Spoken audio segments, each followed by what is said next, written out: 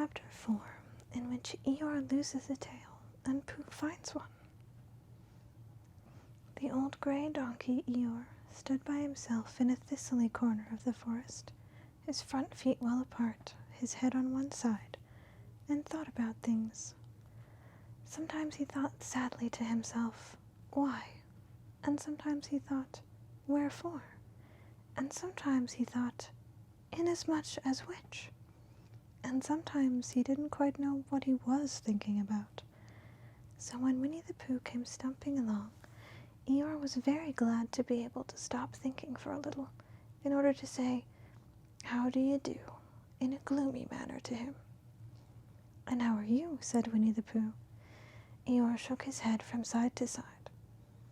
Not very how, he said. I don't seem to have felt at all how for a long time. Dear, dear, said Pooh, I'm sorry about that. Let's have a look at you. So Eeyore stood there, gazing sadly at the ground, and Winnie the Pooh walked all round him once. Why, what's happened to your tail? He said in surprise. What has happened to it? Said Eeyore. It isn't there. Are you sure? Well, either a tail is there or isn't there. You can't make a mistake about it, and yours isn't there. Then what is? Nothing.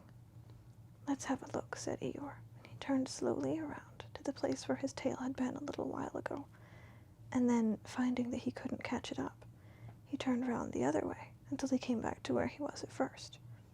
And then he put his head down and looked between his front legs, and at last he said with a long, sad sigh, I believe you're right. Of course I'm right, said Pooh. That accounts for a good deal, said Eeyore gloomily. It explains everything. No wonder.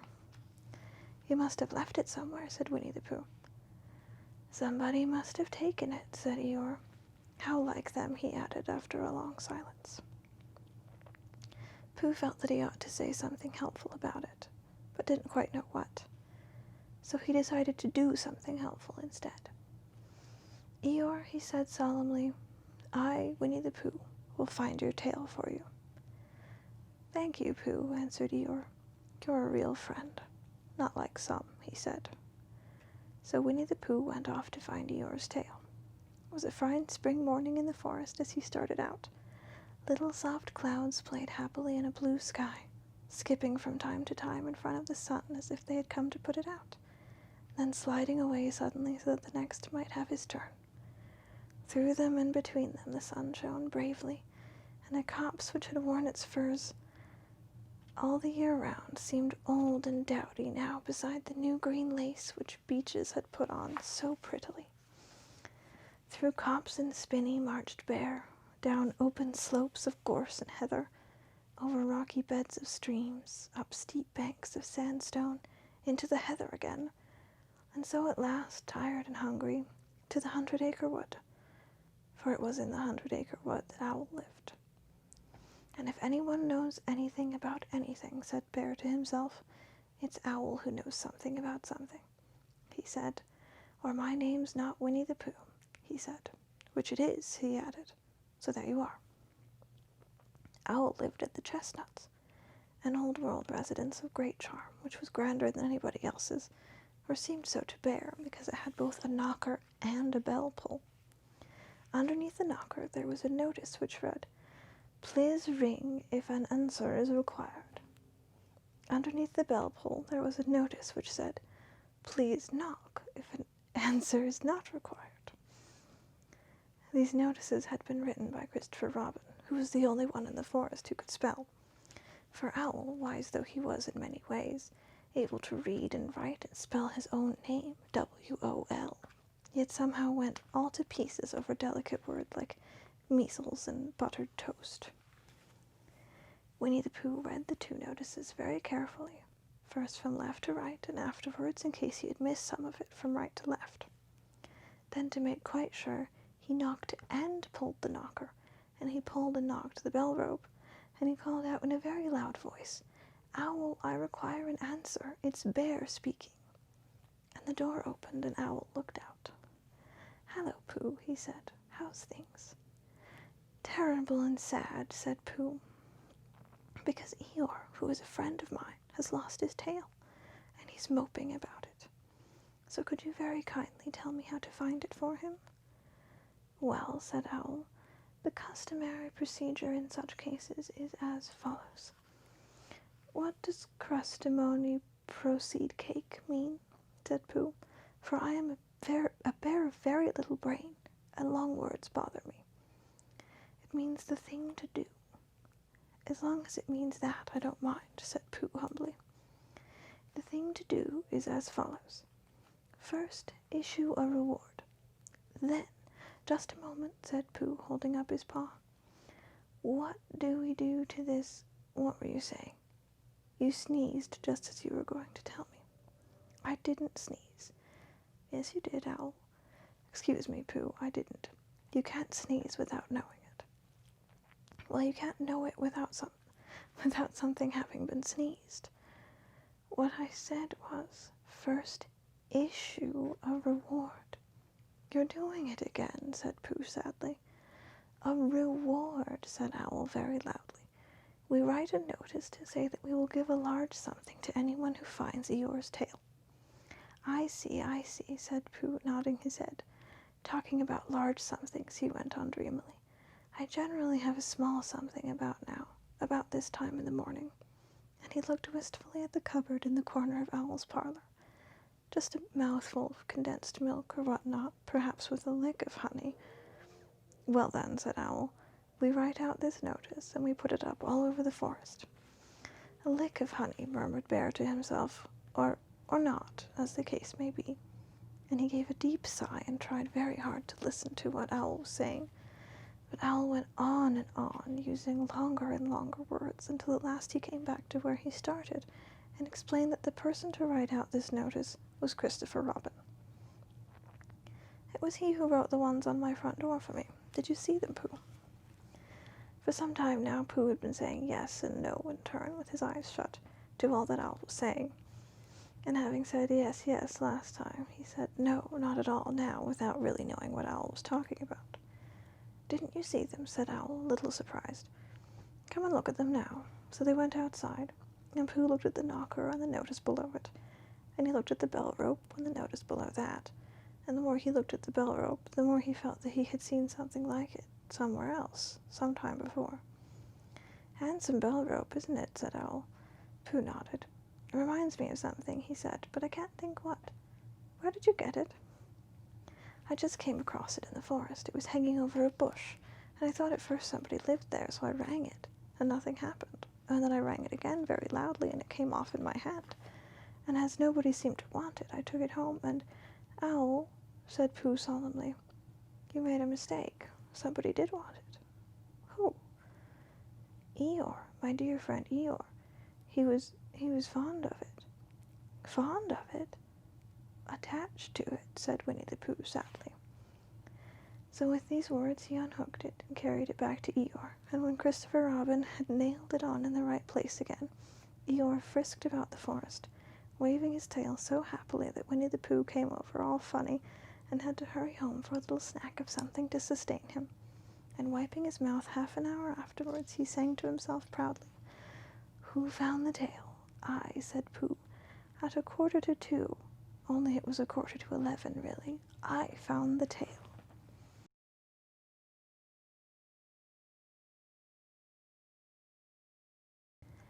Chapter 5, in which Piglet meets a heffalump. One day, when Christopher Robin and Winnie the Pooh and Piglet were all talking together, Christopher Robin finished the mouthful he was eating and said carelessly, "I saw a heffalump today, Piglet." "What was it doing?" asked Piglet. "Just lumping along," said Christopher Robin. "I don't think it saw me." "I saw one once," said Piglet. "At least, I think I did," he said. "Only perhaps it wasn't." "So did I," said Pooh, wondering what a heffalump was like.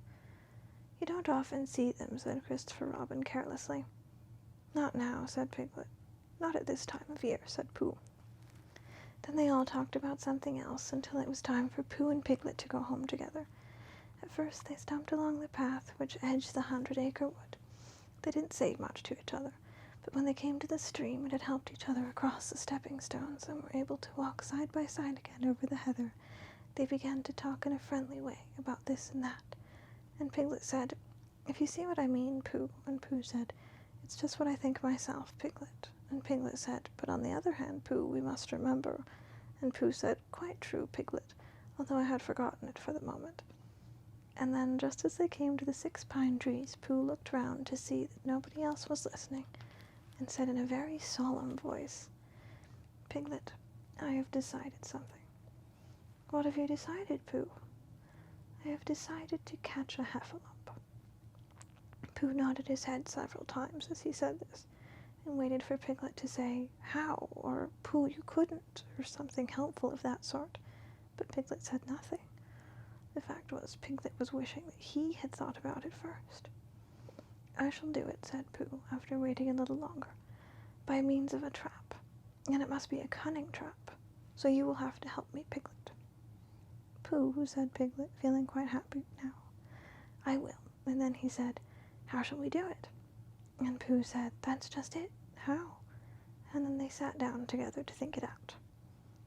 Pooh's first idea was that they should dig a very deep pit, and then the heffalump would come along and fall into the pit, and "Why?" said Piglet. "Why what?" said Pooh. "Why would he fall in?" Pooh rubbed his nose with his paw and said that the heffalump might be walking along, humming a little song, and looking up at the sky, wondering if it would rain, and so he wouldn't see the very deep pit until he was halfway down, when it would be too late. Piglet said that wasn't a very good trap, but supposing it were raining already? Pooh rubbed his nose again and said that he hadn't thought of that. And then he brightened up and said that if it were raining already, the heffalump would be looking at the sky and wondering if it would clear up, so he wouldn't see the very deep pit until he was halfway down, when it would be too late. Piglet said that now that this point had been explained, he thought it was a cunning trap. Pooh was very proud when he heard this. He felt that the heffalump was as good as caught already. But there was just one other thing which had to be thought about, and it was this. Where should they dig the very deep pit? Piglet said that the best place would be somewhere where a heffalump was, just before he fell into it, only about a foot farther on. "But then he would see us digging it," said Pooh. "Not if he was looking at the sky." "He would suspect," said Pooh, "if he happened to look down." He thought for a long time, and then added sadly, "It isn't as easy as I thought. I suppose that's why heffalumps hardly ever get caught." "That must be it," said Piglet. They sighed and got up, and when they had taken a few gorse prickles out of themselves, they sat down again. And all the time, Pooh was saying to himself, "If only I could think of something." For he felt sure that a very clever brain could catch a heffalump if only he knew the right way to go about it. "Suppose," he said to Piglet, "you wanted to catch me. How would you do it?" "Well," said Piglet, "I should do it like this. I should make a trap, and I should put a jar of honey in the trap, and you would smell it, and you would go in after it, and I would go in after it," said Pooh excitedly, "only very carefully so as not to hurt myself. And I would get to the jar of honey, and I should lick round the edges first of all, pretending that there wasn't any more, you know. And then I should walk away and think about it a little, and then I should come back and start licking in the middle of the jar, and then, yes, well, never mind about that. There you would be, and there I should catch you. Now the first thing to think of is, what do heffalumps like? I should think acorns, shouldn't you? We'll get a lot of... I say, wake up, Pooh." Pooh, who had gone into a happy dream, woke up with a start, and said that honey was a much more happy thing than acorns. Piglet didn't think so, and they were just going to argue about it when Piglet remembered that if they put acorns in the trap, he would have to find the acorns, and if they put honey, then Pooh would have to give up some of his own honey, so he said, "All right, honey then." Just as Pooh remembered it too, and was going to say, "All right, acorns." "Honey," said Piglet to himself in a thoughtful way, as if it were now settled. "I'll dig the pit while you go get the honey." "Very well," said Pooh, and he stumped off. As soon as he got home, he went to the larder. He stood on a chair and took down a very large jar of honey from the top shelf. It had honey written on it, but just to make sure, he took off the paper cover and looked at it, and it looked just like honey. "But you never can tell," said Pooh. I remember my uncle saying once that he had seen a cheese just this color. So he put his tongue in and took a large lick. Yes, he said, it is, no doubt about that. And honey, I should say, right down to the bottom of the jar. Unless, of course, he said, somebody put cheese in at the bottom just for a joke. Perhaps I had better go a little further, just in case heffalumps don't like cheese, same as me. Ah, he gave a deep sigh. I was right. It is honey, all the way down. Having made certain of this, he took the jar back to Piglet, and Piglet looked up from the bottom of his very deep pit and said, Got it? And Pooh said, Yes, but it isn't quite a full jar. And he threw it down to Piglet, and Piglet said, No, it isn't. Is this all you've got left? And Pooh said, Yes, because it was. So Piglet put the jar at the bottom of the pit and climbed out, and they went off home together. Well, good night, Pooh, said Piglet, when they had got to Pooh's house, and we meet at 6 o'clock tomorrow morning by the pine trees and see how many heffalumps we've got in our trap. 6 o'clock, Piglet. And have you got any string? No. Why do you want string? To lead them home with. Oh, I think heffalumps come if you whistle. Some do and some don't. You never can tell with heffalumps. Well, good night. Good night. And off Piglet trotted to his house, Trespassers W, while Pooh made preparations for bed. Some hours later, just as the night was beginning to steal away, Pooh woke up suddenly with a sinking feeling. He had had that sinking feeling before, and he knew what it meant. He was hungry. So he went to the larder and stood on a chair and reached up to the top shelf and found nothing. That's funny, he thought. I know I had a jar of honey there. A full jar, full of honey right up to the top, and it had honey written on it, so that I should know it was honey. That's very funny. And then he began to wander up and down, wondering where it was, and murmuring a murmur to himself like this. It's very, very funny, 'cause I know I had some honey, 'cause it had a label on saying honey. A galumptuous, full-up pot, too, and I don't know where it's got to. No, I don't know where it's gone. Well, it's funny. He had murmured this to himself 3 times in a singing sort of way, when suddenly he remembered. He had put it into the cunning trap to catch the heffalump. Bother, said Pooh. It all comes of trying to be kind to heffalumps. He got back into bed, but he couldn't sleep. The more he tried to sleep, the more he couldn't. He tried counting sheep, which is sometimes a good way of getting to sleep, and as that was no good, he tried counting heffalumps, and that was worse, because every heffalump he counted was making straight for a pot of Pooh's honey and eating it all. For some minutes he lay there miserably, but when the 587th heffalump was licking its jaws and saying to itself, Very good honey, this, I don't know when I've tasted better, Pooh could bear it no longer. He jumped out of bed. He ran out of the house, and he ran straight to the 6 pine trees. The sun was still in bed, but there was a lightness in the sky over the 100-acre wood, which seemed to show that it was waking up, and would soon be kicking off the clothes. In the half-light, the pine trees looked very cold and lonely, and the very deep pit seemed deeper than it was, and Pooh's jar of honey at the bottom was something mysterious, a shape and no more. But as he got nearer to it, his nose told him that it was indeed honey, and his tongue came out and began to polish up his mouth, ready for it. Bother, said Pooh, as he got his nose inside the jar. A heffalump has been eating it. Then he thought a little and said, Oh, no, I did. I forgot. Indeed, he had eaten most of it, but there was a little left at the very bottom of the jar, and he pushed his head right in and began to lick. By and by, Piglet woke up, and as soon as he woke, he said to himself, Oh, and then he said bravely, Yes, and then still more bravely, Quite so. But he really didn't feel very brave, for the word which was jiggetting about in his brain was heffalumps. What was a heffalump like? Was it fierce? Did it come when you whistled? And how did it come? Was it fond of pigs at all? Was it fond of pigs, and did it make any difference what sort of pig? Supposing it was fierce with pigs, would it make any difference if the pig had a grandfather called Trespassers William?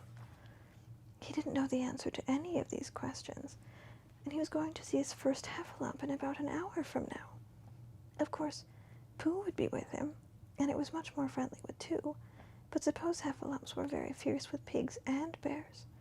Wouldn't it be better to pretend that he had a headache and couldn't go up to the 6 pine trees this morning?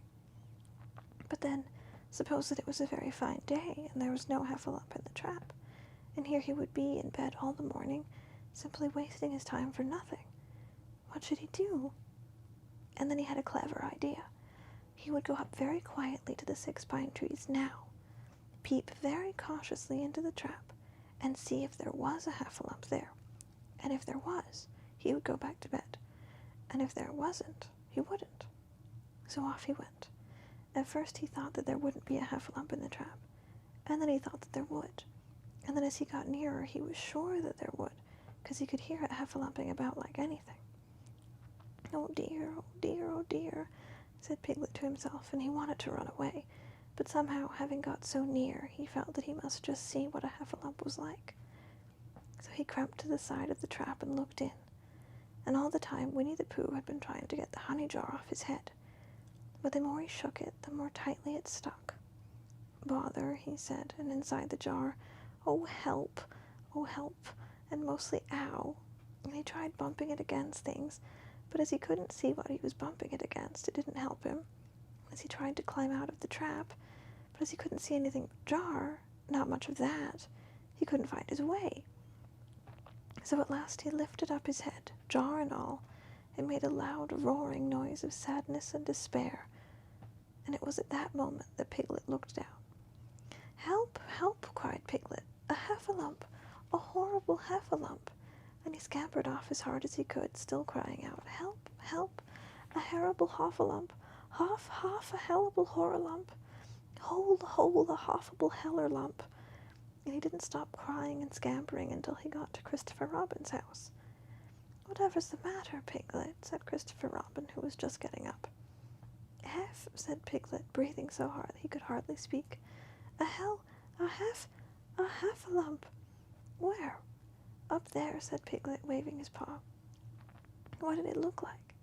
Like, it had the biggest head you ever saw, Christopher Robin.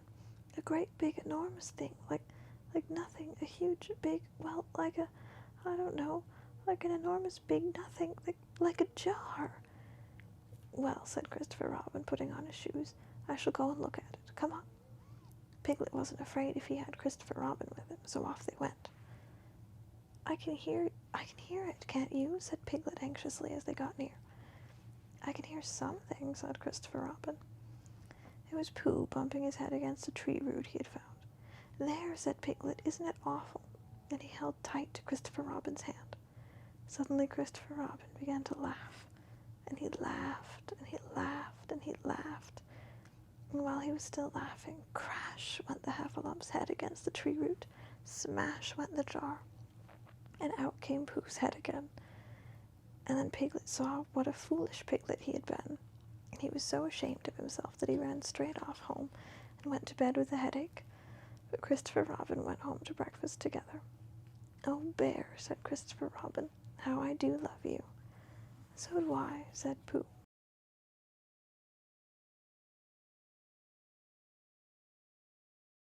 Chapter 6, in which Eeyore has a birthday and gets 2 presents. Eeyore, the old grey donkey, stood by the side of the stream and looked at himself in the water. Pathetic, he said, that's what it is, pathetic. He turned and walked slowly downstream for 20 yards, splashed across it, and walked slowly back on the other side. Then he looked at himself in the water again. As I thought, he said, no better from this side, but nobody minds, nobody cares. Pathetic, that's what it is. There was a cracking noise in the bracken behind him, and out came Pooh. Good morning, Eeyore, said Pooh. Good morning, Pooh Bear, said Eeyore gloomily. If it is a good morning, which I doubt, he said. Why, what's the matter? Nothing, Pooh Bear, nothing. We can't all, and some of us don't. That's all there is to it. Can't all what? Said Pooh, rubbing his nose. Gaiety, song and dance, here we go round the mulberry bush. Oh, said Pooh. He thought for a long time and then asked, What mulberry bush is that? Bonhomie, went Eeyore gloomily. French word meaning bonhomie, he explained. I'm not complaining, but there it is. Pooh sat down on a large stone and tried to think this out. It sounded to him like a riddle, and he was never much good at riddles, but being a bear of very little brain. So he sang Cottleston Pie instead. Cottleston, Cottleston, Cottleston Pie. A fly can't bird, but a bird can fly. Ask me a riddle, and I reply. Cottleston, Cottleston, Cottleston Pie. That was the first verse. When he'd finished it, Eeyore didn't actually say that he didn't like it. So Pooh very kindly sang the second verse to him. Cottleston, Cottleston, Cottleston Pie. A fish can't whistle, and neither can I. Ask me a riddle, and I reply. Cottleston, Cottleston, Cottleston Pie. Eeyore still said nothing at all, so Pooh hummed the third verse quietly to himself. Cottleston, Cottleston, Cottleston Pie. White as a chicken, I don't know why. Ask me a riddle, and I reply. Cottleston, Cottleston, Cottleston Pie. That's right, said Eeyore. Sing. Umpty tiddly, umpty too. Here we go gathering nuts in May. Enjoy yourself. I am, said Pooh. Some can, said Eeyore. Why, what's the matter? Is anything the matter? You seem so sad, Eeyore. Sad? Why should I be sad? It's my birthday, the happiest day of the year. Your birthday, said Pooh in great surprise. Of course it is, can't you see? Look at all the presents I've had. He waved a foot from side to side. Look at the birthday cake, candles and pink sugar. Pooh looked, first to the right and then to the left. Presents, said Pooh. Birthday cake, said Pooh. Where? Can't you see them? No, said Pooh. Neither can I, said Eeyore. Joke, he explained. Ha ha. Pooh scratched his head, being a little puzzled by all this. But is it really your birthday? He asked. It is. Oh, well, many happy returns of the day, Eeyore. And many happy returns to you, Pooh Bear. But it isn't my birthday. No, it's mine. But you said many happy returns. Well, why not? You don't always want to be miserable on my birthday, do you? Oh, I see, said Pooh. It's bad enough, said Eeyore, almost breaking down. Being miserable myself, what with no presents, no cake, and no candles, no proper notice taken of me at all. But if everybody else is going to be miserable too. This was too much for Pooh. Stay there, he called to Eeyore as he turned and hurried back home as quick as he could, for he felt that he must get poor Eeyore a present of some sort at once, and he could always think of a proper one afterwards. Outside his house he found Piglet, jumping up and down trying to reach the knocker. Hello, Piglet, he said. Hello, Pooh, said Piglet. What are you trying to do? I'm trying to reach the knocker, said Piglet. I just came round. Let me do it for you, said Pooh kindly. So he reached up and knocked at the door. I've just seen Eeyore, he began. And poor Eeyore is in a very sad condition, 'cause it's his birthday, and nobody's taken any notice of it. And he's very gloomy. You know what Eeyore is. And there he was, and what a long time whoever lives here is answering this door. And he knocked again. But Pooh, said Piglet, it's your own house.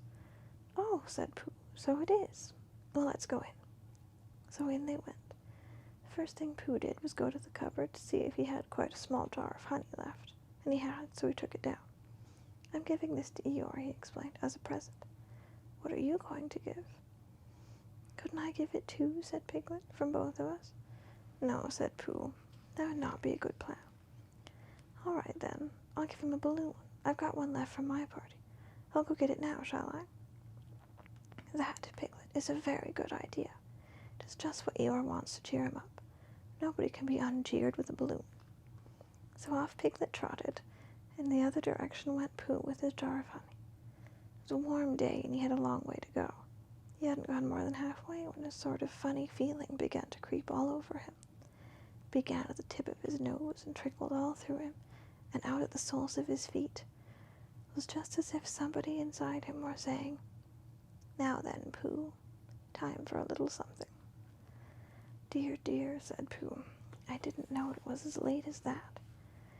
So he sat down and took the top off his jar of honey. Lucky I brought this with me, he thought. Many a bear going out on a warm day like this would have thought of bringing a little something with him. And he began to eat. Now let me see, he thought as he took his last lick at the inside of the jar. Where was I going? Ah, yes, Eeyore. He got up slowly, and then, suddenly, he remembered. He had eaten Eeyore's birthday present. "Bother," said Pooh. "What shall I do? I must give him something." For a little while he couldn't think of anything. Then he thought, well, it's a very nice pot, even if there's no honey in it. And if I washed it clean and got somebody to write a happy birthday on it, Eeyore could keep things in it, which might be useful. So as he was just passing the 100-acre wood, he went inside to call on Owl, who lived there. "Good morning, Owl," he said. "Good morning, Pooh," said Owl. "Many happy returns of Eeyore's birthday," said Pooh. "Oh, is that what it is? What are you giving him, Owl?" "What are you giving him, Pooh?" "I'm giving him a useful pot to keep things in, and I wanted to ask you—" "Is this it?" said Owl, taking it out of Pooh's paw. "Yes, and I wanted to ask you—" "Somebody's been keeping honey in it," said Owl. "You can keep anything in it," said Pooh earnestly. "It's very useful like that. And I wanted to ask you— you want to write a happy birthday on it." "That was what I wanted to ask you," said Pooh, "'cause my spelling is wobbly. It's good spelling, but it wobbles and the letters get in the wrong places. Will you write a happy birthday on it for me?" "It's a nice pot," said Owl, looking at it all round. "Couldn't I give it two, from both of us?" "No," said Pooh, "that would not be a good plan. Now I'll just wash it first, and then you can write on it." Well, he washed the pot out and dried it, and while Owl licked the end of his pencil, he wondered how to spell birthday. "Can you read, Pooh?" he asked, a little anxiously. "There's a notice about knocking and ringing outside my door, which Christopher Robin wrote. Could you read it?" "Christopher Robin told me what it said, and then I could." "Oh, well, I'll tell you what this says, and then you'll be able to." So Owl wrote, and this is what he wrote. "Hippy pappy besistri." Pooh looked on admiringly. "I'm just saying a happy birthday," said Owl carelessly. "It's a nice long one," said Pooh, very much impressed by it. "Well, actually, of course, I'm saying a very happy birthday with love from Pooh. Naturally, it takes a good deal of pencil to say a long thing like that." "Oh, I see," said Pooh. While all this was happening, Piglet had gone back to his own house to get Eeyore's balloon. He held it very tightly against himself so it shouldn't blow away, and he ran as fast as he could so as to get to Eeyore before Pooh did, for he thought that he would just like to be the first one to give a present, just as if he had thought of it without being told by anybody. Running along, thinking how pleased Eeyore would be, he didn't look where he was going, and suddenly he put his foot in a rabbit hole and fell flat down on his face. Bang! Piglet lay there, wondering what had happened. At first he thought that the whole world had blown up. Then he thought that perhaps only the forest part of it had. And then he thought that perhaps only he had. And he was now alone on the moon or somewhere, and he would never see Christopher Robin or Pooh or Eeyore again. And then he thought, well, even if I'm on the moon, I needn't be face downwards all the time. So he got cautiously up and looked about him. He was still in the forest. Well, that's funny, he thought. I wonder what that bang was. I couldn't have made such a noise falling down. And where's my balloon?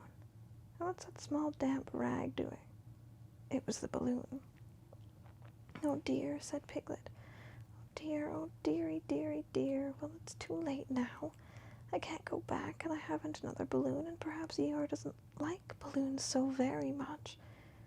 So he trotted on, very sadly now, and down he came to the side of the stream where Eeyore was, and called out to him. "Good morning, Eeyore," shouted Piglet. "Good morning, little Piglet," said Eeyore. "If it is a good morning," he said, "which I doubt," said he. "Not that it matters," he said. Many happy returns of the day, said Piglet, having now got closer. Eeyore stopped looking at himself in the stream and turned to stare at Piglet. Just say that again, he said. Wait a moment. Balancing on 3 legs, he began to bring his 4th leg very cautiously up to his ear. I did this yesterday, he explained, as he fell down for the 3rd time. It's quite easy, so I can hear better. There, that's done it. Now then, what were you saying? He pushed his ear forward with his hoof. Many happy returns of the day, said Piglet again. Meaning me? Of course, Eeyore. My birthday? Yes. Me having a real birthday? Yes, Eeyore, and I've brought you a present. Eeyore took down his right hoof from his right ear, turned around, and with great difficulty put up his left hoof. I must have that in the other ear, he said. Now then. A present, said Piglet very loudly. Meaning me again? Yes. My birthday still? Of course, Eeyore. Me going on having a real birthday? Yes, Eeyore, and I brought you a balloon. Balloon, said Eeyore. You did say balloon. One of those big colored things you blow up? Gaiety, song and dance. Here we are and there we are. Yes, but I'm very sorry, Eeyore, but when I was running along to bring it to you, I fell down. Dear, dear, how unlucky. You ran too fast, I expect. You didn't hurt yourself, little Piglet. No, but oh, Eeyore, I burst the balloon. There was a very long silence. My balloon, said Eeyore at last. Piglet nodded. My birthday balloon? Yes, Eeyore, said Piglet, sniffling a little. Here it is, with many happy returns of the day. And he gave Eeyore a small piece of damp rag. Is this it? Said Eeyore, a little surprised. Piglet nodded. My present? Piglet nodded again. The balloon? Yes. Thank you, Piglet, said Eeyore. You don't mind my asking, he went on, but what color was the balloon when it was a balloon? Red. I just wondered. Red, he mumbled to himself. My favorite color. How big was it? About as big as me. I just wondered. About as big as Piglet, he said to himself sadly. My favorite size. Well, well. Piglet felt very miserable and didn't know what to say. He was still opening his mouth to begin something, and then deciding it wasn't any good saying that, when he heard a shout from the other side of the river, and there was Pooh. Many happy returns of the day, called out Pooh, forgetting that he had said it already. Thank you, Pooh, I'm having them, said Eeyore gloomily. I've brought you a little present, said Pooh excitedly. I've had it. Pooh had now splashed across the stream to Eeyore. Piglet was sitting a little way off, his head in his paws, snuffling to himself. It's a useful pot, said Pooh. Here it is, and it's got a very happy birthday with love from Pooh written on it. That's what all that writing is, and it's for putting things in. There. When Eeyore saw the pot, he became quite excited. Why, he said, I believe my balloon will just go into that pot. Oh no, Eeyore, said Pooh. Balloons are much too big to go into pots. What you do with the balloon is you hold the balloon. Not mine, said Eeyore proudly. Look, Piglet. And as Piglet looked sorrowfully around, Eeyore picked up the balloon with his teeth and placed it carefully in the pot, picked it out again and put it on the ground, and picked it up again and put it carefully back. So it does, said Pooh. It goes in. So it does, said Piglet, and it comes out. Doesn't it, said Eeyore. It goes in and out like anything. I'm very glad, said Pooh happily, that I thought of giving you a useful pot to put things in. And I'm very glad, said Piglet happily, that I thought of giving you something to put in a useful pot. But Eeyore wasn't listening. He was taking the balloon out and putting it back again, as happy as could be. And didn't I give him anything? Asked Christopher Robin sadly. Of course you did, I said. You gave him, don't you remember? A little... I gave him a box of paints to paint things with. That was it. Why didn't I give it to him in the morning? You were so busy getting his party ready for him. He had a cake with icing on top, and 3 candles and his name in pink sugar, and... Yes, I remember, said Christopher Robin.